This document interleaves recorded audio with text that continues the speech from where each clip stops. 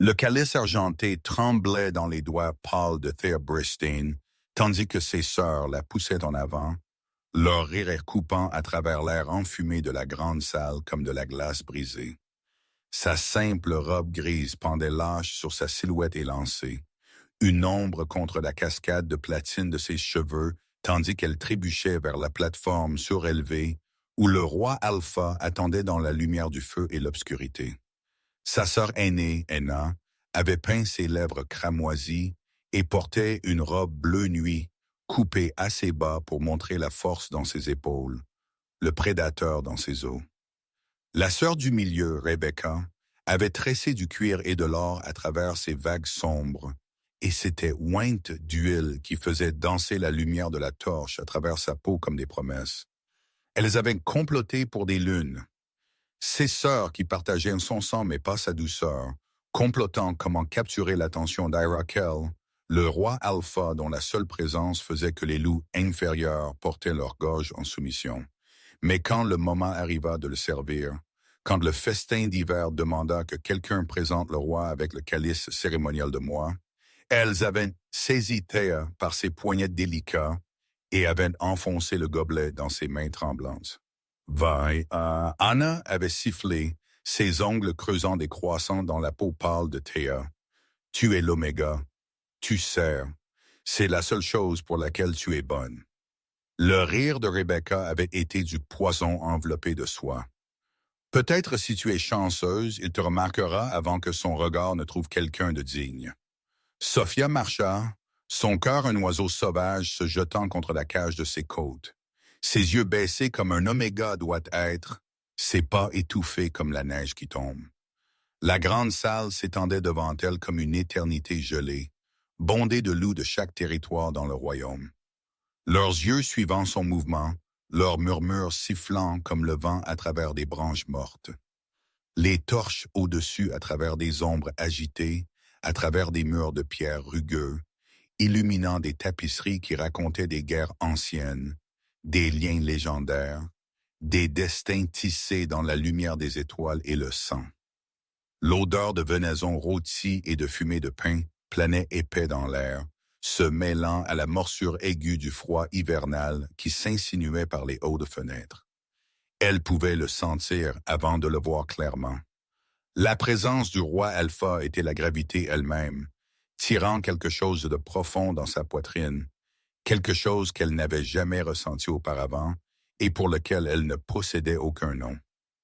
L'air autour de la plateforme semblait crépiter, chargé comme si la foudre dormait juste sous la surface du monde, attendant de se réveiller.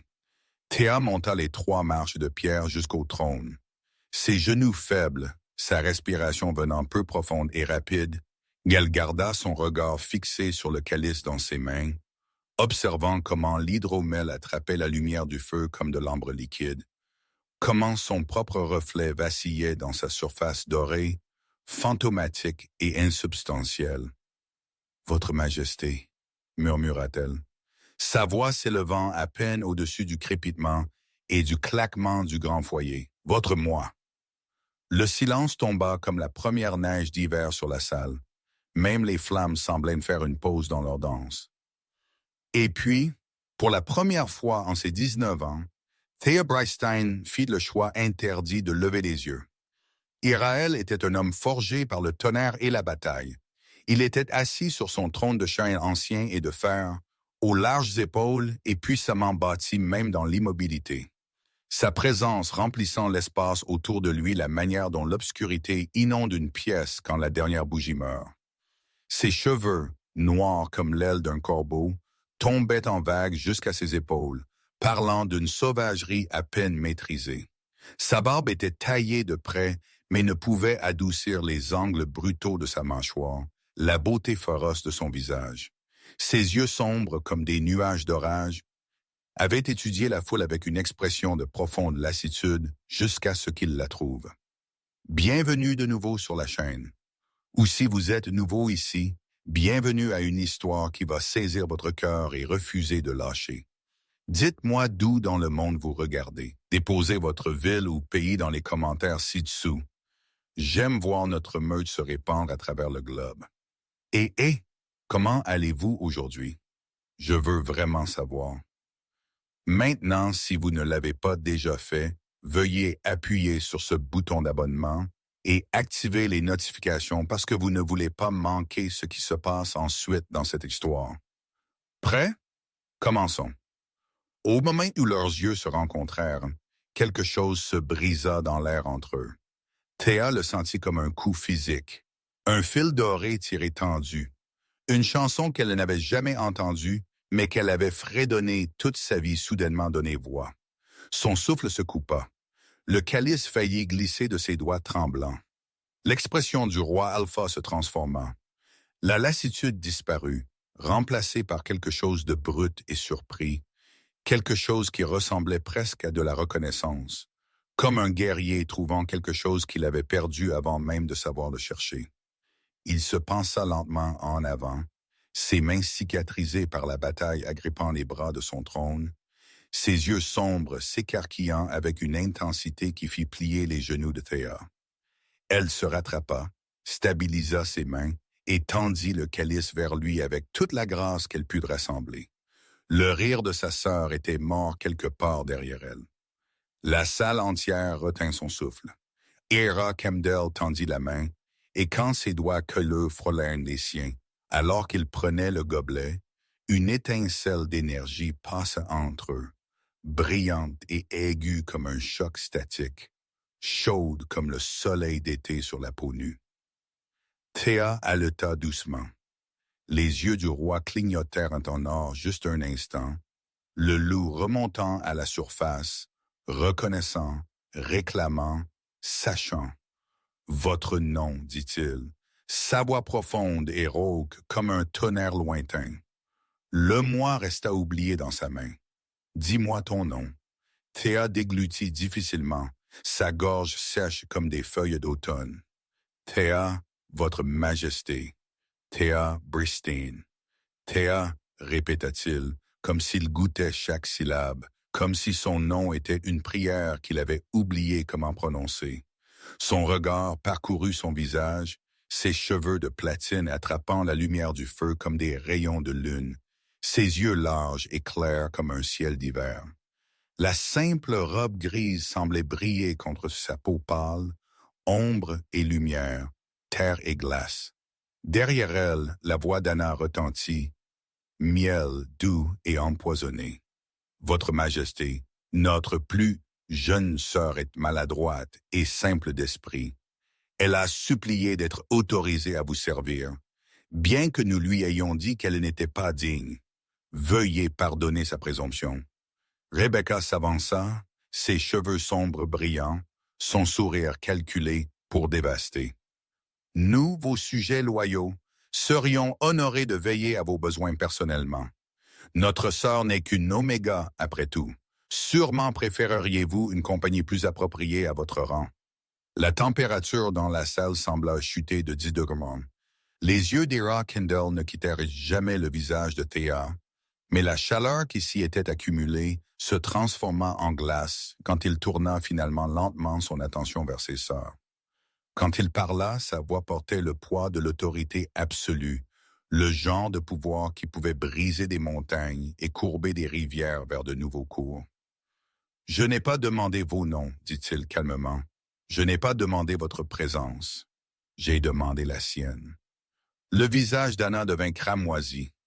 Le sourire de Rebecca se figea et se fissura comme de la glace sur de l'eau profonde. La cour éclata en murmures, une tempête de choc et de spéculation qui balaya la salle comme le vent à travers des arbres morts. Je me suis tourné de nouveau vers Théa et son expression s'adoucit, les bords brutaux cédant la place à quelque chose qui ressemblait presque à de l'émerveillement. « Approche-toi, dit-il. » Et ce n'était pas un ordre, mais une demande, douce comme il savait rendre sa voix. « S'il te plaît. » Le cœur de Théa martelait contre ses côtes. Chaque instinct lui criait de courir, de se cacher, de se rendre petite et invisible, comme elle avait appris à le faire. Mais quelque chose de plus fort, quelque chose qui vivait dans ses os et chantait dans son sang, lui dit de rester. Elle fit un pas en avant, puis un autre, jusqu'à ce qu'elle se tienne assez près pour voir les flecks d'ambre dans ses yeux sombres, assez près pour sentir le pain et la fumée et quelque chose de sauvage s'accrochant à sa peau. « Tu le sens, toi aussi ?» dit-il doucement, destiné seulement à ses oreilles. « N'est-ce pas ?» Ce n'était pas une question.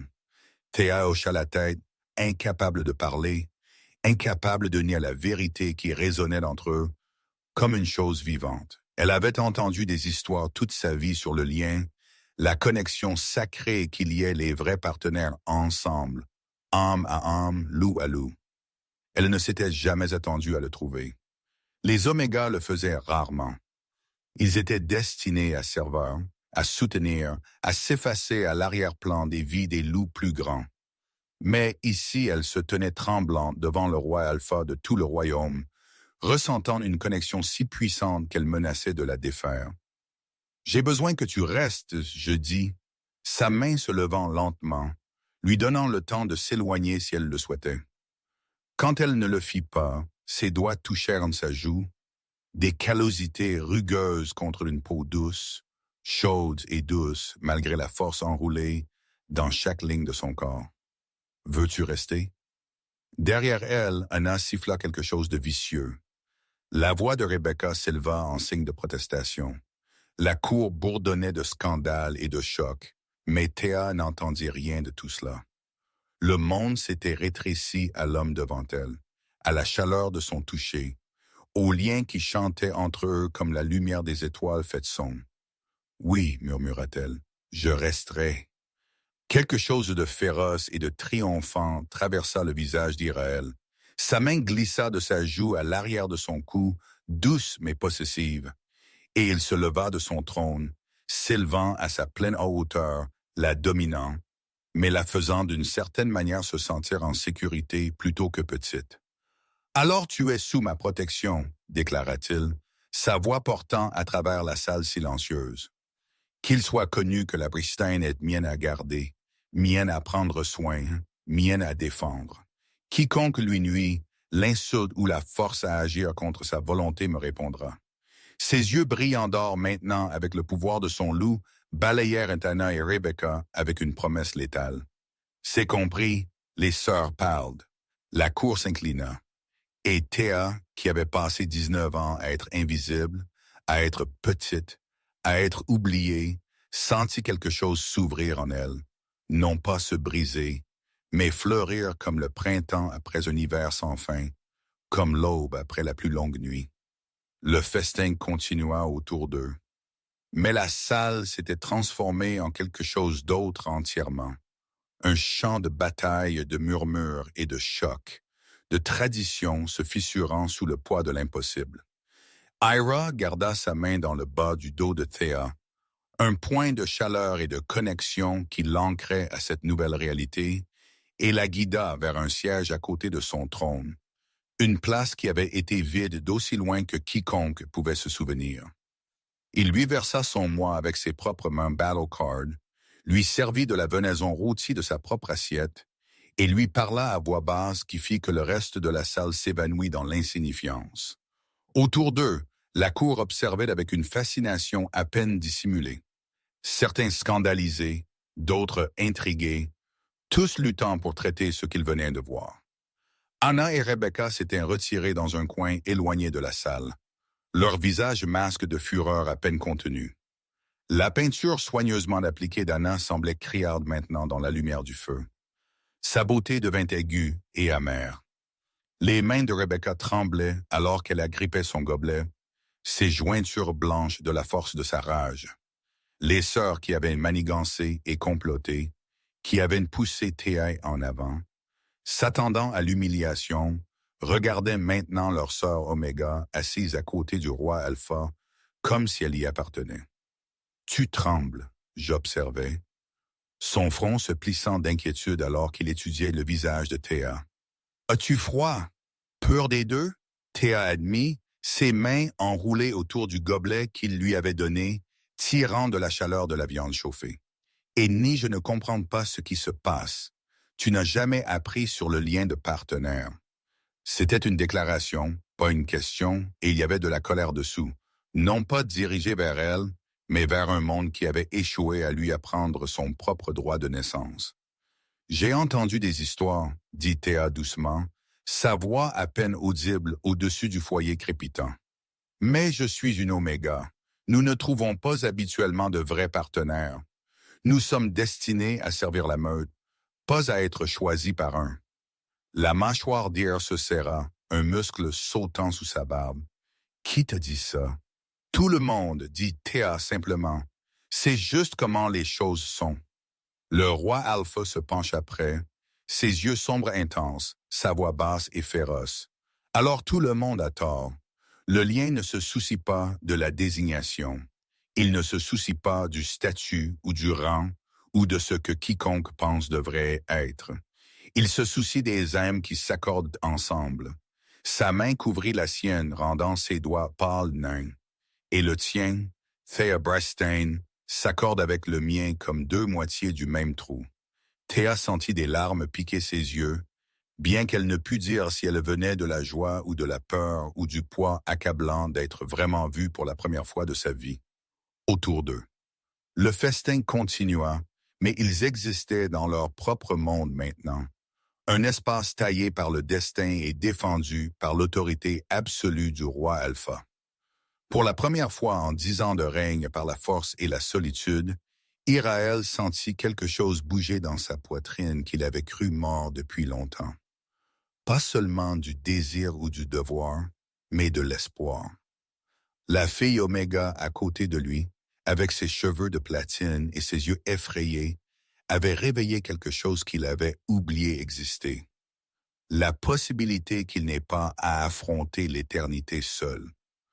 Quand le festin brûla bas et la nuit devint froide, je me levai et offris à Théa sa main. « Marche avec moi, dit-il calmement. Je veux te montrer quelque chose. » Théa plaça sa main dans la sienne, s'émerveillant de la naturalité du geste, comme si leurs mains avaient été faites pour s'accorder ensemble.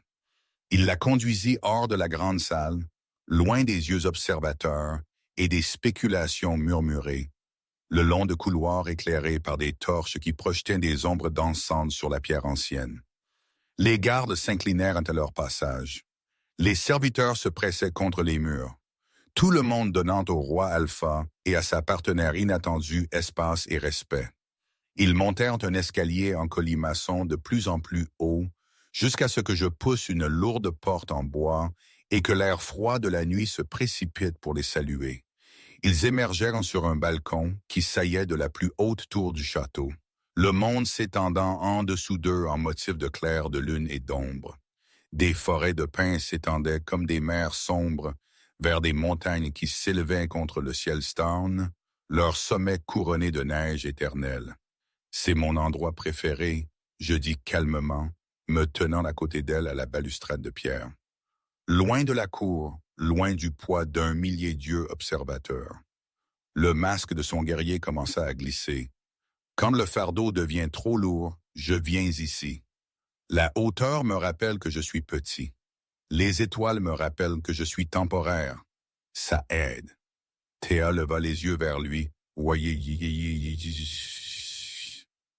Voyant comment le clair de lune s'accrochait dans ses cheveux sombres, comment il adoucissait les lignes dures de son visage, révélant quelque chose de vulnérable sous l'extérieur bâclé, endurci. Depuis combien de temps as-tu porté ce fardeau seul? 10 ans, je dis, sa voix rauque de vieille douleur. Mon père est bon au combat contre les territoires de l'Est. J'avais 20 ans, à peine entraîné, à peine prêt. Mais le royaume avait besoin d'un roi alpha, alors j'en devins un. J'ai régné par la force et la peur, parce que c'étaient les seuls outils que je savais utiliser. Il fit une pause, ses mains agrippant la balustrade de pierre. J'ai été seul, Théa, entouré de milliers, mais totalement seul jusqu'à ce soir.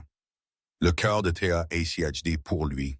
Elle comprenait la solitude, l'avait vécue chaque jour de sa vie, invisible parmi sa propre famille. « Je sais ce que signifie être seul, murmura-t-elle. J'ai passé 19 ans à être invisible. Mes sœurs m'ont toujours dit que j'étais sans valeur, que je ne serais jamais plus qu'une servante. J'ai appris à me faire petite à disparaître, à survivre en ne m'attirant pas l'attention. Sa voix devint plus douce. Je les ai crus. Je croyais que j'étais rien. Je me suis tourné pour lui faire face pleinement, ses yeux sombres cherchant les siens avec une intensité qui lui coupa le souffle. « Tu n'as jamais été rien, dit-il férocement. Le monde était juste trop aveugle pour te voir. Mais je te vois, Théa. De ce premier moment dans la salle, j'ai vu tout ce que tu es. » Il tendit la main lentement, lui donnant le temps de s'éloigner si elle le souhaitait. Quand elle ne le fit pas, ses mains calleuses lui encadrèrent le visage avec une douceur infinie, comme si elle était quelque chose de précieux et de cassable. « Tu es belle, murmura-t-il, et courageuse, et gentille et mienne. » Puis il l'embrassa, ses lèvres réclamant les siennes avec une tendresse qui lui fit fléchir les genoux. Les yeux de Théa se fermèrent en papillonnant, tandis que le monde s'inclinait et se réarrangeait autour d'eux. Le lien entre eux s'enflamma pleinement, non plus hésitant, mais flamboyant, un fil doré visible dans l'obscurité, les liant ensemble de manière qui transcendait la chair et l'os. Quand ils se séparèrent finalement, tous deux respirant difficilement, Eric posa son front contre le sien. « Je ne te laisserai plus jamais te sentir petite, promit-il. » Jamais invisible, jamais seule, Théa se réveilla à la lumière du soleil filtrant à travers de hautes fenêtres et au parfum de fleurs sauvages remplissant l'air.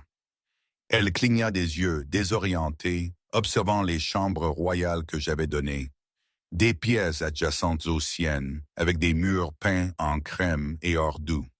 Des vases de fleurs de montagne étaient posés sur chaque surface, leurs pétales encore mouillés de rosée matinale. De douces fourrures couvraient le lit et un feu crépitait doucement dans le foyer. Il avait rempli son monde de chaleur pendant qu'elle dormait. Mais en dehors de leur sanctuaire, le poisson se propageait déjà à travers le château, comme la pourriture à travers le bois. Anna se déplaçait dans la cour avec une précision calculée, sa voix miel alors qu'elle murmurait à quiconque voulait écouter. « Magie noire », murmura-t-elle à un groupe de dames de haute naissance près du solaire. Comment autrement une simple oméga pourrait inspiéger un roi alpha? Notre pauvre sœur a toujours été attirée par les choses interdites. Les dames échangèrent des regards, leurs expressions passant de la curiosité à la suspicion. Rebecca adopta une approche différente, coinçant des alphas influents dans les terrains d'entraînement et les salles du conseil. « Le lien est faux », insista-t-elle, ses yeux sombres grands ouverts d'une fausse inquiétude. Le roi est ensorcelé par son apparence inhabituelle, ses cheveux blancs contre nature. Il ne pense pas clairement. Non, méga reine. Cela va contre tout ce que nous sommes, tout ce que nous avons construit. Elle l'affaiblira, nous affaiblira tous. Les sœurs assemblèrent des alliés rapidement. Des loups de haute naissance qui voyaient l'élévation soudaine de Théa comme une menace pour l'ordre naturel qu'ils avaient toujours connu. Si une oméga pouvait devenir reine, quelles autres traditions pourraient s'effondrer? Quelles autres hiérarchies pourraient tomber? Théa sentit l'hostilité au moment où elle entra dans les couloirs. Des yeux la suivaient partout, froids et d'évaluateurs. Les murmures s'éteignirent quand elle s'approcha, seulement pour reprendre plus fort une fois qu'elle était passée. Des dames de haute naissance tournaient le dos quand elle entrait dans les pièces. Des alphas la regardaient à travers comme si elle n'existait pas, ou pire, la fixaient avec un mépris ouvert. Elle essaya d'assister à une réunion du conseil, et on lui dit que sa présence n'était pas requise. Elle tenta de rejoindre les deux à leur travail d'aiguille et fut accueillie par un silence glacial. Chaque porte semblait fermée, chaque visage inhospitalier. Le poids de leur jugement la pressa jusqu'à ce qu'elle puisse à peine respirer. Perdue et submergée, Théa se retrouva à errer vers le seul endroit qui semblait sûr. En bas, loin des quartiers des nobles, vers la lueur chaude des cuisines du château. La chef cuisinière, une femme plus âgée nommée Greta, avec des mains saupoudrées de fleurs et des rides de rire autour de ses yeux, leva les yeux surprises quand Théa entra. « Paidam, êtes-vous perdu? »« Non, dit Théa doucement. Juste puis-je m'asseoir ici un moment? » Quelque chose dans sa voix dut avoir atteint Greta parce que la femme hocha simplement la tête et retourna à ayant besoin de pain. Théa s'assit sur un tabouret en bois près du foyer regardant le personnel de cuisine travailler. Lentement, soigneusement, elle commença à poser des questions sur leur travail, leur famille, leur vie. Elle écouta quand une jeune soubrette parla de sa mère malade. Elle aida à couper des légumes quand les préparations prirent du retard. Elle rit aux histoires des cuisiniers et se souvint des noms de chacun. Au soir, la rumeur s'était répandue à travers les quartiers des serviteurs. La nouvelle reine Oméga avait un cœur bon. Elle voyait les gens vraiment les voyaient de manière que les Hibborn n'avaient jamais eue. Et dans les cuisines, au moins, Thea Brystein avait trouvé ses premiers vrais alliés. Au cours des semaines suivantes, j'ai regardé quelque chose de remarquable se dérouler. La timide Oméga qui avait tremblé devant son trône trouvait sa voix, et elle sonnait plus claire à chaque jour qui passait. Cela commença petit. Thea commença à passer ses matins dans les quartiers des serviteurs, parlant avec des familles Oméga de leurs enfants. Elle apprit que la plupart des chiots Oméga n'apprenaient jamais à lire, ne leur était jamais enseigné qu'ils avaient une valeur au-delà du service. Alors, elle établit une école dans l'ALS du château, la remplissant de livres et d'ardoises, embauchant des professeurs qui croyaient que chaque loup méritait une éducation quel que soit son rang. Les nobles se moquèrent. Anna répandit des rumeurs selon lesquelles Théa essayait de bouleverser l'ordre naturel. Mais quand je passais devant l'école un après-midi et entendis les rires d'enfants résonner à travers des salles de pierre qui avaient été silencieuses pendant des années, il sentit quelque chose bouger dans sa poitrine. Théa ne s'arrêta pas là. Elle créa des conseils où des loups de toute désignation pouvaient apporter leurs préoccupations directement au trône, non pas à travers des couches d'intermédiaires nobles, mais face à face. Les Oméga parlaient de conditions de travail injustes. Les Bêta soulevèrent des préoccupations concernant les routes commerciales. Même certains alphas de rang inférieur trouvèrent leurs voix entendues pour la première fois. Le royaume commença à se diviser. Les traditionalistes marmonnèrent à propos du chaos et du désordre, à propos d'une reine Oméga détruisant tout ce que leurs ancêtres avaient construit. Mais d'autres, particulièrement ceux qui avaient vécu dans les marges, commencèrent à espérer.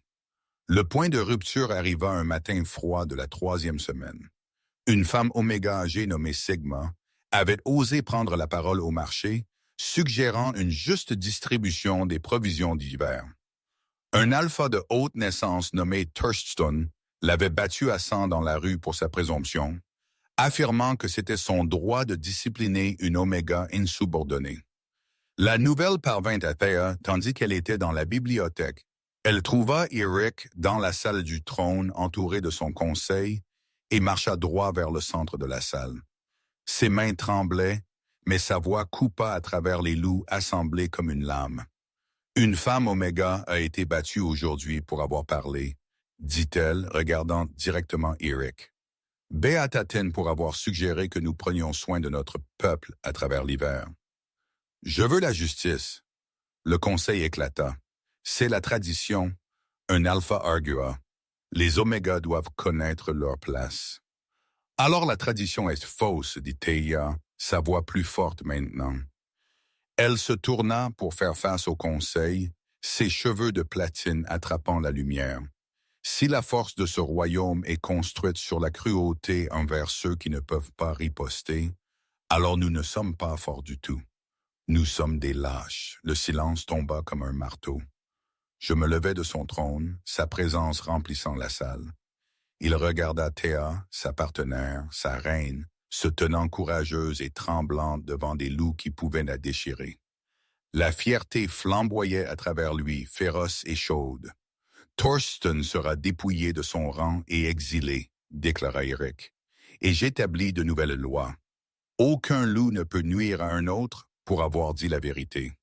Les Oméga sont sous la protection des couronnes, le même que tout autre. Quiconque n'est pas d'accord peut me défier directement. Personne ne parla. Personne n'osa. Cette nuit-là, seul dans leur chambre, je tirai Théa après. « Tu m'enseignes, dit-il calmement.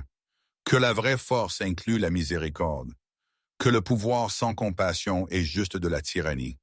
Il pressa son front contre le sien. Tu ne refais pas seulement le royaume, Théa. Tu me refais. Jonas Viken arriva avec la première tempête hivernale, de la glace dans son sillage et de l'obscurité dans ses yeux. C'était une montagne d'hommes, cicatrisée par des décennies de bataille, ses cheveux striés de gris tirés en tresses de guerriers. La meute du Nord le suivit dans la grande salle comme une armée, leurs bottes tonnant contre la pierre, leur présence remplissant l'espace de menaces et de défis. J'étais assis sur son trône avec Théa à côté de lui, et il la sentit se crisper au moment où Jonas entra. Le regard de l'Alpha du Nord balaya la salle avec un mépris ouvert, s'attardant sur Théa avec une expression qui fit grogner le loup d'Iris sous sa peau. Roi Alpha. La voix de Jonas résonna à travers la cour assemblée, faisant taire chaque conversation. J'ai voyagé loin pour dire la vérité au pouvoir, même quand cette vérité est malvenue. Alors parle, je dis, son ton plat et dangereux. Jonas s'avança, son visage cicatrisé par la bataille dure comme du granit. Tu as pris une Oméga comme ta partenaire, une Oméga comme ta reine. Il dit les mots comme des malédictions. Ce n'est pas juste non conventionnel, c'est une insulte à la loi naturelle, à tout ce que nos ancêtres ont construit. Un roi alpha doit s'accoupler avec la force, pas la faiblesse. Doit choisir une partenaire qui peut régner à côté de lui, pas une servante qui peut à peine se tenir en sa présence sans trembler. La cour éclata en murmures. Le visage de Théa devint pâle, mais elle ne détourna pas le regard.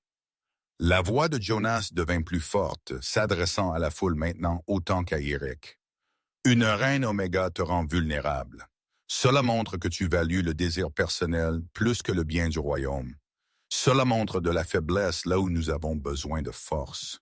Il se tourna de nouveau vers Eric, ses yeux gris froids. Je défie ta capacité à régner. La salle devint mortellement silencieuse. Même le feu sembla s'immobiliser. J'invoque le droit ancien de jugement par combat, déclara Jonas. Affronte-moi en combat singulier, roi Alpha, avec ton lien comme pari. Si tu perds, tu rejettes publiquement cet arrangement et choisis une partenaire digne de ta station. Si tu gagnes, son sourire était aigu comme du verre brisé. Eh bien, tu ne gagneras pas. La cour explosa. Les traditionalistes rugirent leur approbation, voyant Jonas comme un champion des anciennes manières. D'autres haletaient en d'horreur, défier le roi Alpha était assez dangereux, mais parier son lien de partenaire franchissait le territoire sacré. Anna et Rebecca regardaient depuis les ombres, leur visage à lumière avec un triomphe à peine dissimulé. Eric se leva lentement, et la température dans la pièce sembla chuter. Son pouvoir irradiait de lui en vagues, faisant se recroqueviller les loups inférieurs. Quand il parla, sa voix était calme, contrôlée et absolument létale. Tu viens dans ma salle, tu insultes ma partenaire et tu me défies. Il descendit de la plateforme avec une grâce prédatrice. J'accepte ton défi, Jonas Viken. Dans 3 jours à partir de maintenant, dans l'ancienne arène. Jugement par combat. Ses yeux clignotèrent en ton or, le loup remontant à la surface. Mais sache ceci, quand je te vaincrai, et je te vaincrai, tu passeras le reste de ta vie à te souvenir que la force d'un roi alpha star n'est pas diminuée par l'amour. Elle est magnifiée par lui. Jonas montra ses dents dans quelque chose qui n'était pas tout à fait un sourire. 3 jours alors que le loup le plus fort gagne. Tandis que Jonas et sa meute se retiraient, je sentis la main de Théa glisser dans la sienne petite et tremblante, mais refusant de lâcher. Les 3 jours avant le combat s'étirèrent comme des années, chaque heure attendue avec effroi et détermination. J'ai entraîné avec une intensité brutale, son corps devenant une arme aiguisée par la rage et la peur. Il travailla des mannequins d'entraînement jusqu'à ce qu'ils se fendent, s'entraîna avec ses meilleurs guerriers jusqu'à ce qu'ils ne puissent plus tenir debout. Courut les chemins de montagne jusqu'à ce que ses poumons brûlent et ses muscles crient. Mais l'entraînement physique ne pouvait faire taire les démons qui le hantaient dans les moments gaimants. Et si Jonas avait raison, Et si aimer Théa l'avait rendu doux, vulnérable, faible? Et s'il la laissait tomber? Et s'il perdait et devait la regarder être prise de lui? Le lien rompu, tout ce qu'ils avaient construit détruit. Chaque nuit, épuisé et ensanglanté, il alla aux chambres de Théa. Elle ne posa jamais de questions sur ses doutes, ne le poussa jamais à parler. Elle le tint simplement, ses petites mains fermes sur ses épaules cicatrisées, versant de la force à travers leurs liens, de la foi et de l'amour, et une certitude absolue qu'il l'emporterait.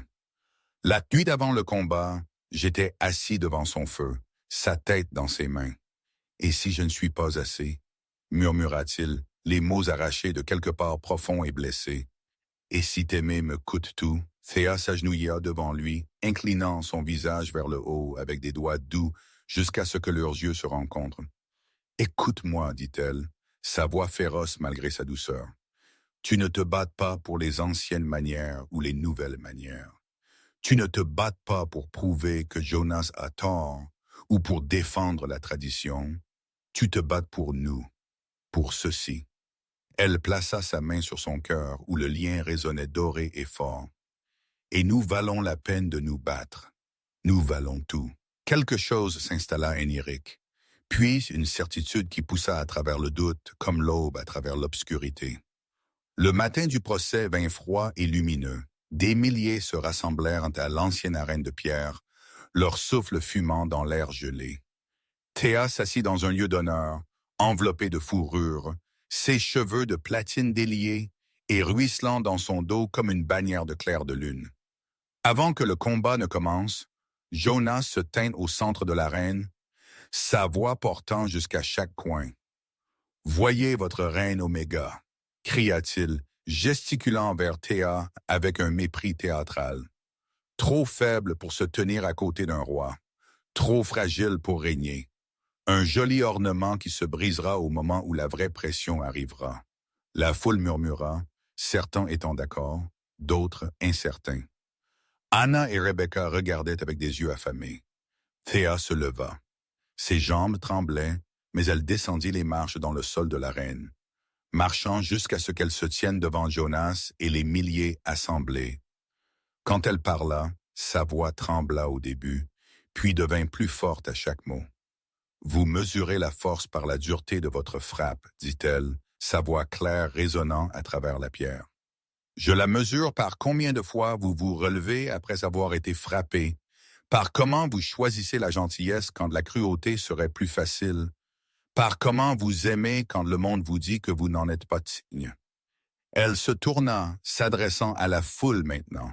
« Et par cette mesure, je suis la personne la plus forte de cette arène, parce que j'ai été battu toute ma vie, et je suis toujours debout parce que je choisis la miséricorde plutôt que la vengeance, parce que j'aime malgré qu'on me dise que je ne le mérite pas. » Le silence tomba absolu et profond. Même certains des partisans de Jonas semblaient incertains. J'ai regardé sa partenaire, brave et tremblante et magnifique, et la fierté flamboyait à travers lui comme un feu de brousse. Quoi qu'il arrive ensuite, elle avait déjà gagné. Le combat commença à la première lumière de l'aube, et ce fut brutal dès le premier instant. Jonas et moi nous tournions autour comme des loups d'hiver, leurs mouvements prédateurs et précis. Violence à peine maîtrisée. La foule se pressa en avant, des milliers de loups rugissant pour du sang, leurs fins primitives remplissant l'air gelé. Jonas frappa le premier, un coup vicieux qui attrapa Ish à travers les côtes avec une force brise-os. Eric se tordit, utilisant l'élan pour enfoncer son coude dans la mâchoire de Jonas. Le son résonna à travers l'arène comme un arbre se fendant. Du sang gicla à travers la pierre gelée. Ils se séparèrent, tournèrent de nouveau. Les deux saignant maintenant, les deux respirant difficilement. L'Alpha du Nord était formidable, plus âgé, plus expérimenté, combattant avec l'efficacité brutale d'innombrables batailles. Mais j'étais plus jeune, plus rapide, alimenté par quelque chose de plus puissant que la tradition ou la fierté. Le combat devint sauvage. Des poings frappèrent la chair avec des bruits sourds et cohérents. Des os craquèrent, Ils s'écrasèrent contre les murs de l'arène, laissant des bosses dans la pierre ancienne. Jonas porta un coup qui ouvrit une entaille au-dessus de l'œil d'Eric, du sang coulant sur son visage. J'ai répondu avec une combinaison qui poussa Jonas à genoux, seulement pour que l'Alpha du Nord ressurgisse, rugissant de défi. Théa regardait depuis son siège, ses mains agrippant la pierre si fort que ses jointures devinrent blanches. Elle sentit chaque coup à travers le lien. Des coups de poignard aigus de douleur, des vagues d'épuisement, la détermination brûlante qui maintenait Eric en mouvement. Elle refusa de détourner le regard, refusa de laisser la peur la maîtriser. Au lieu de cela, elle versa tout ce qu'elle avait à travers leur connexion. Foi, amour, certitude absolue qu'il l'emporterait. Le combat fit rage, les minutes s'écoulant dans ce qui ressemblait à des heures. Les deux guerriers étaient ensanglantés, épuisés, poussés au-delà des limites normales. Ils semblaient également assortis, deux prédateurs au sommet enfermés dans un combat qui ne pouvait se terminer que quand l'un tombait. Alors Jonas s'étira trop loin. Cela arriva en un battement de cœur. Un coup vicieux destiné à briser la mâchoire d'Eric, lancé avec tout ce qu'il restait à Jonas. Mais la force le fit de se pencher trop loin, laissa son côté vulnérable juste un instant. Eric le vit, bougea avec une vitesse qui semblait impossible pour quelqu'un de si malmené. Il était à l'intérieur de la garde de Jonas avant que l'Alpha du Nord ne puisse récupérer. Sa main griffue se refermant autour de la gorge de Jonas, le poussant en arrière et vers le bas. Ils frappèrent le sol gelé avec un impact qui secoua l'arène. L'autre main d'Eric se déplaça, les griffes s'étendant, pressant contre la jugulaire de Jonas, avec juste assez de pression pour faire couler du sang. « Cède », je commandai, sa voix portant à travers l'arène soudainement silencieuse, rauque d'épuisement, mais absolument inébranlable. Jonas lutta, la fierté luttant avec l'instinct de survie. Pendant un long moment, le résultat fut en équilibre. Puis lentement, à contre-cœur, Jonas mit sa gorge à nu dans l'ancien geste de soumission. « Je cède », dit-il, les mots amers comme de la cendre sur sa langue. L'arène explosa. Des milliers de loups tinrent leur approbation, le son secouant les pierres mêmes.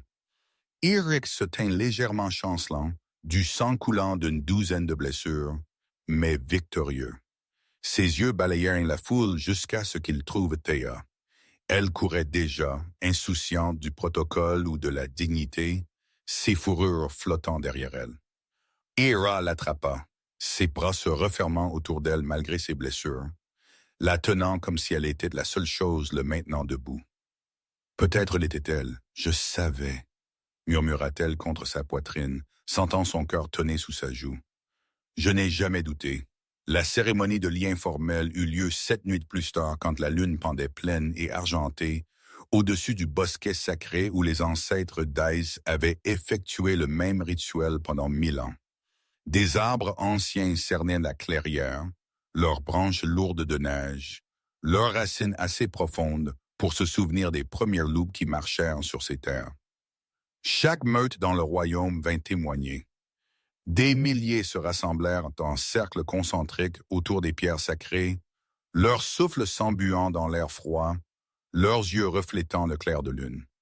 Un énorme feu de joie brûlait au centre, envoyant des étincelles en spirale vers le haut pour rencontrer des étoiles.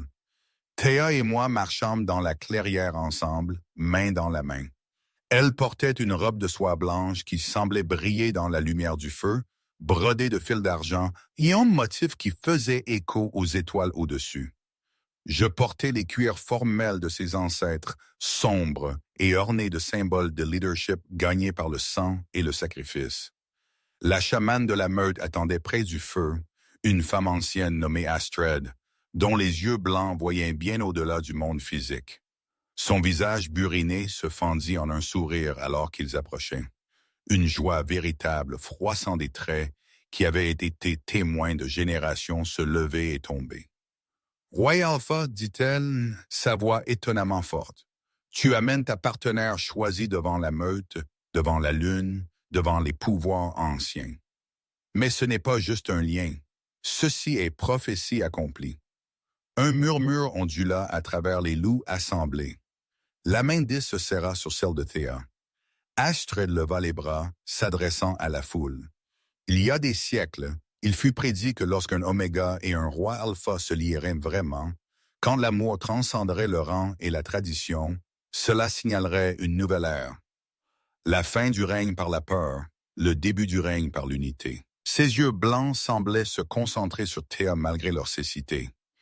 Elle n'est pas une anomalie. Elle aide l'élu et ce lien transformera tout. Un silence stupéfait tomba sur le bosquet. Puis lentement les loups commencèrent à s'agenouiller. D'abord un, puis 10, puis des centaines, reconnaissant non seulement leur roi, mais le destin se déroulant devant eux. La chamane produisit une lame cérémonielle, ancienne et gravée de runes plus anciennes que la mémoire. Elle fit une petite coupure sur la paume d'Éric, puis sur le pressé, leurs mains ensemble, sang à sang, vie à vie. Au moment où leur sang se mélangea, le lien entre eux éclata en une lumière dorée brillante, visible à chaque témoin, indéniable et sacré. Le fil qui connectait leurs âmes flamboyait comme la lumière du soleil capturé, tissant autour d'eux, les liant de manière qui transcendaient la chair et l'os. La foule éclata en hurlements qui secouèrent les arbres anciens. Des loups de chaque rang célébrant l'union de leur roi et reine. Astrid plaça une couronne d'argent et de pierres de lune sur la tête de Théa, la marquant officiellement comme reine. Quand Théa se tourna pour faire face à son peuple, elle ne regarda plus vers le bas en soumission Oméga. Elle se tint droite à côté d'Éric, ses cheveux de platine attrapant le clair de lune, ses yeux gris clairs et certains. Elle avait été invisible. Maintenant, elle était lumineuse. Elle avait été petite. Maintenant, elle se tenait à côté du loup le plus puissant du royaume comme son égal, sa partenaire, sa reine. La prophétie fut accomplie. Le royaume fut transformé et l'amour avait conquis la tradition. Le printemps vint au royaume avec des fleurs sauvages et de nouveaux débuts. Théa découvrit qu'elle était enceinte un matin quand le givre s'accrochait encore aux fenêtres, bien que la chaleur fût revenue sur la terre. Quand elle le dit à Éric, il la fixa simplement pendant un long moment avant de la balayer dans ses bras avec un rire qu'elle n'avait jamais entendu de lui. Joie pure sans défense. Leur fille arriva avec les feuilles d'automne, féroce dès son premier souffle. Ils la nommèrent Astrid d'après la chamane qui les avait liés, et elle était tout ce que ses parents étaient, forte comme son père, gentille comme sa mère et absolument sans peur. Elle hérita des cheveux sombres d'Air et des yeux gris d'orage de Théa, et dès le moment où elle put marcher, elle escaladait des choses qu'elle ne devrait pas, défiant quiconque l'engagerait, brûlant vif comme un feu de forêt. Au fil des ans, 3 autres enfants suivirent. Bjorn vint ensuite, réfléchi et stratégique, toujours à observer, toujours à analyser, portant le poids d'être l'héritier sur ses jeunes épaules. Puis Freya, qui hérita de la douceur de Théa, mais possédait une détermination tranquille qui surprit tout le monde. Et finalement, Leif, joyeux et aventureux, qui semblait trouver des ennuis même quand les ennuis se cachaient. La parentalité les transforma tous deux de manière qu'ils n'avaient jamais attendue. Moi qui avais régné par la force et le contrôle pendant si longtemps, appris à être joueur. Théa le trouverait luttant avec leurs enfants dans les jardins. Son rire profond résonnant des murs de pierre tandis qu'Astrid le taclait et Leif essayait de mordre ses chevilles. Il leur raconta des histoires avant de dormir, sa voix de guerrier s'adoucissant pour des contes de liens anciens et de loups légendaires. Il leur montra que la vraie force incluait la tendresse, que le pouvoir était sans signification, sans l'amour pour le guider. Théa, autrefois si timide et incertaine, découvrit un côté plus féroce d'elle-même quand ses enfants eurent besoin de protection. Quand un alpha en visite insulta Freya pour sa nature douce, la réponse de Théa fut rapide et tranchante, sa voix tranquille portant plus d'autorité que n'importe quel cri. Elle devint le bouclier dont ses enfants avaient besoin, trouvant des réserves de courage qu'elle ne savait pas exister. Mais la parentalité n'était pas sans défi. Astrid hérita de forts traits alpha et son tempérament brûlait chaud. Plus d'une fois, Thea trouva Eric tenant leur fille tandis qu'elle pleurait des larmes frustrées, lui enseignant que la force ne signifiait pas s'en prendre, que le vrai pouvoir venait de choisir quand se battre. Bjorn lutta sous la pression de l'attente, croyant qu'il devait être parfait pour être digne du trône. Ce fut Thea qui s'assit avec lui pendant ses moments les plus sombres, lui enseignant que l'échec faisait partie de la croissance, que leur amour n'était pas conditionnel à la réussite. Freya fit face à l'intimidation d'enfants qui prenaient sa gentillesse pour de la faiblesse. Je lui appris à se battre, mais Thea lui apprit quelque chose de plus important, que la douceur était sa propre sorte de force, que le monde avait besoin de cœurs doux autant qu'il avait besoin de guerriers.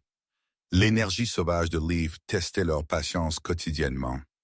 Mais ce fut sa joie qui leur rappela pourquoi ils s'étaient battus si fort pour le changement, afin que les enfants puissent être libres d'être exactement qui ils étaient.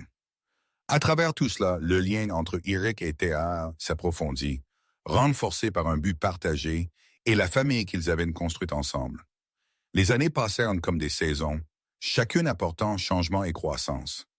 Les enfants grandirent en adultes remarquables, qui incarnaient les forces de leurs deux parents.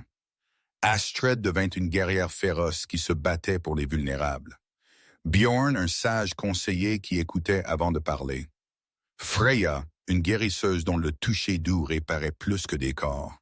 Et Leif, un explorateur qui ramena la joie et la découverte au royaume. Les réformes que Thea et moi avions implémentées prirent racine profondément. Les Oméga avaient maintenant des protections légales écrites dans la loi, l'accès à l'éducation, des opportunités de s'élever basées sur le mérite plutôt que la naissance. La hiérarchie rigide qui avait défini la société des loups pendant des générations s'adoucit en quelque chose de plus fluide et juste. Des enfants de toute désignation jouaient ensemble dans les jardins du château. Les écoles que Thea avait fondées fleurirent à travers le royaume. Puis, un jour d'automne, Anna et Rebecca revinrent. Elles arrivèrent séparément à plusieurs mois d'intervalle, toutes deux brisées par des années dans des mariages politiques sans amour arrangés pour le statut et le pouvoir. Anna portait des ecchymoses sur ses bras qui parlaient de violence. Les yeux de Rebecca contenaient une hollowness qui venait d'être traitée comme une propriété plutôt que comme une personne. Elle allait chercher le pardon, s'attendant au rejet. Au lieu de cela, Thea ouvrit ses bras. Elle leur donna refuge dans le château, les aida à échapper à leur situation abusive, les soutint tandis qu'elle se souvenait lentement comment être entière. Anna finit par se lier avec un gentil marchand bêta qui la faisait rire, qui valorisait son esprit vif plus que sa lignée. Rebecca trouva de la joie à enseigner dans l'une des écoles Oméga de Thea, découvrant qu'aider les autres à guérir l'aidait à se guérir elle-même. « Comment peux-tu nous pardonner ?» demanda Anna un soir, sa voix se brisant. « Après tout ce que nous t'avons fait, parce que s'accrocher à l'amertume ne ferait que m'empoisonner, » dit Thea simplement, « et parce que tu méritais mieux que ce que notre mère nous a enseigné. Nous tous l'avons fait. » À l'occasion du 10e anniversaire de Thea et Is, ils retournèrent sur le balcon où ils s'étaient embrassés pour la première fois, où le lien s'était pleinement éveillé entre eux. Les mêmes étoiles roulaient au-dessus anciennes et éternelles. En bas dans les jardins, leurs enfants jouaient. Astrid enseignant des mouvements de Kineba à Leif, tandis que Bjorn arbitrait et Freya s'occupait des genoux éraflés avec un soin patient.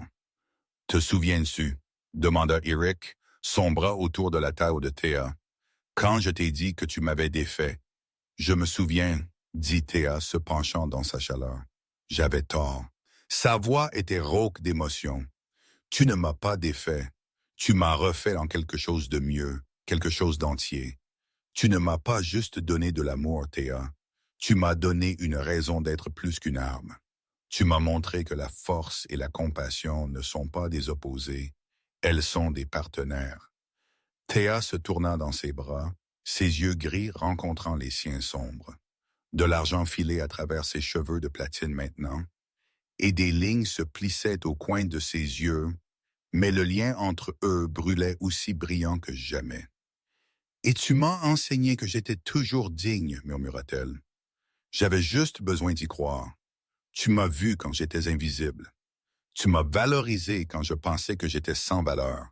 Tu m'as aimé jusqu'à ce que j'apprenne à m'aimer moi-même. » Tandis que les étoiles émergeaient au-dessus, leur lien brillait d'un or doux dans l'obscurité grandissante.